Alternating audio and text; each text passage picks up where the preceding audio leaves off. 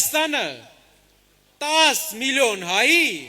ընդհանուր հայրենիքն է, Էջմիածինը 10 միլիոն հայի հոգևոր կենտրոնն է։ Էջմիածինի զանգերը դարեր շարունակ միավորել են հայ ժողովրդին։ Թող այսօր էլ այս հոգևոր քաղաքի ձայնը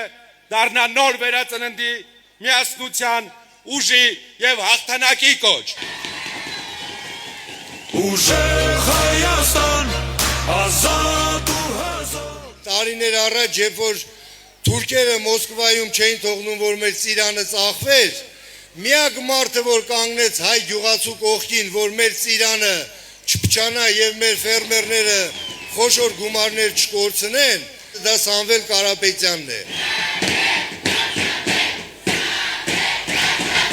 Էջմիածին ուժեղ Հայաստանում նորից վերականգնելու է իր արդյունաբերությունը եւ ռազմաարդյունաբերությունը։ Այստեղ է կռվելու մեր հզորությունը, մեր ուժը, մեր բանակի թիկունքը։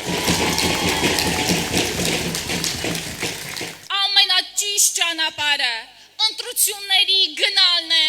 որովհետեւ ընտրություններով մենք տեր ենք կանգնելու Հայաստանին, հայկական Հայաստանին, որ մեր հազարամյա Հայաստանը մնա հայկական, որ 300,000 ադրբեջանցի չգա այստեղ, որովհետև մենք ուզում ենք ապրել մեր երկրում։ Որ կարող է տեսնենք նույնիսկ այն իրականությունը, որ Հայաստանում հողեր, անշարժ գույք ձեռք բերելու խնդիրն էլ գա Ռամիլ Սաֆարովներից։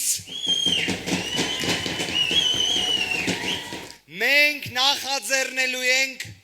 Սաֆարովների կանխարգելման մասին օրենք,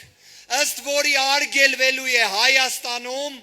Ադրբեջանի որևէ քաղաքացու կողմից գույքի ձեռք բերումը։ Հայաստանի ղեկավարությունը